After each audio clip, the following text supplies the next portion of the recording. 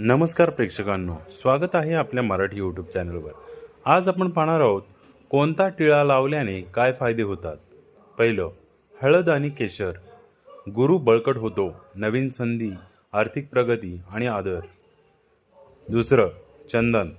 शुक्र बळकट होतो, नातेसंबंध चांगले आणि डोकेदुखी कमी।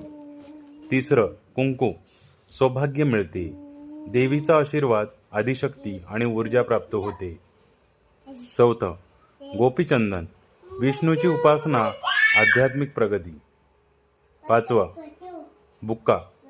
पांडुरंगाची उपासना, प्रपंचातून परमार्थाकडे वाटचाल, साधना आणि वैराग्य। सहावं, भस्म अंगारा। ग्रहदोष दूर, वाईट शक्तीपासून संरक्षण। सातवं, अष्टगंध। आध्यात्मिक प्रगती, ग्रह दोष निवारण।